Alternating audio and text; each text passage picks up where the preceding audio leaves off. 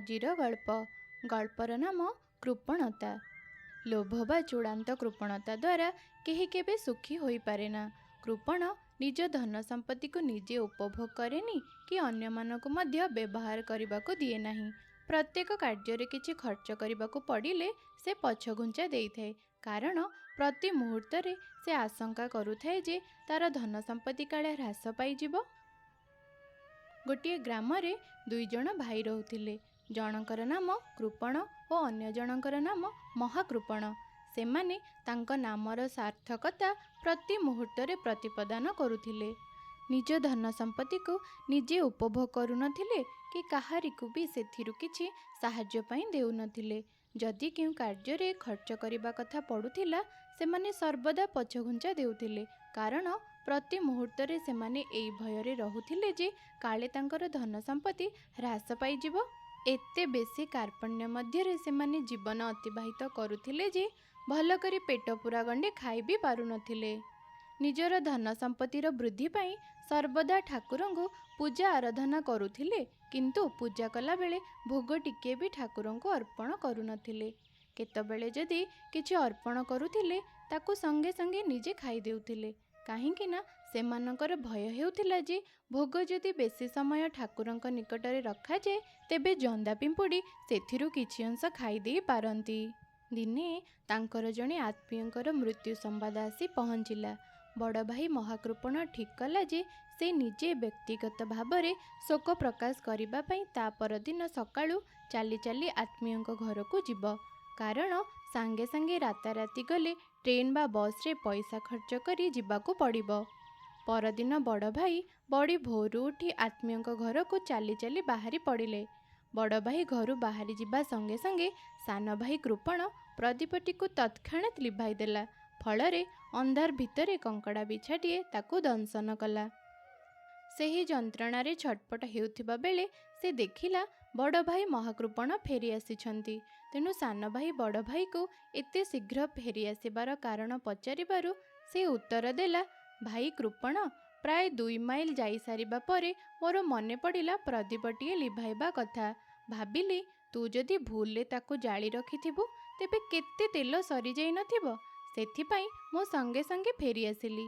ସାନ ଭାଇ ଏକଥା ଶୁଣି ବିଛା କାମୁଡ଼ିବାରେ କଷ୍ଟ ଭୋଗୁଥିଲେ ବି କହିଲା, ହାଏ, ତୁମେ କ'ଣ କଲ ବଡ଼ ଭାଇ?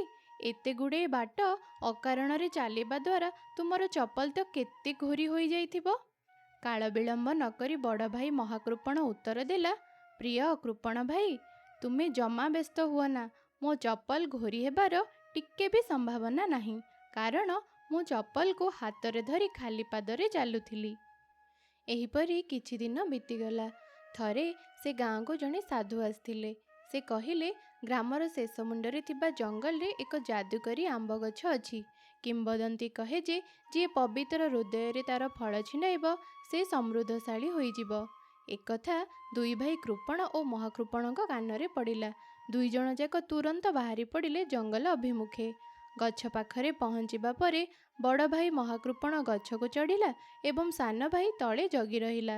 ମହାକୃପଣ ଲୋଭରେ ବଶୀଭୂତ ହୋଇ ମନେ ମନେ ଭାବିଲା, ମୁଁ ଆଜି ଏ ଗଛର ସବୁତକ ଆମ୍ବ ତୋଳି ନେବି ଓ ରାତାରାତି ସମୃଦ୍ଧଶାଳୀ ହୋଇଯିବି।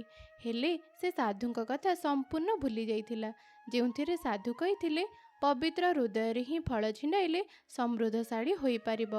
ମହାକୃପଣ ଯେତେବେଳେ ଗୋଟିଏ ପରେ ଗୋଟିଏ ଆମ୍ବ ଛିଣ୍ଡାଇ ସାନ ଭାଇ କୃପଣକୁ ପକାଇଲା, ସାନ ଭାଇ ତଳେ ଥାଇ ବଡ଼ ପାଟିରେ ଚିତ୍କାର କରି କହିଲା, ବଡ଼ ଭାଇ, ଏ କ'ଣ, ତୁମେ ଆମ୍ବ ପରିବର୍ତ୍ତେ ପଥର ଗୁଡ଼ିକୁ କାହିଁ ପକାଉଛ?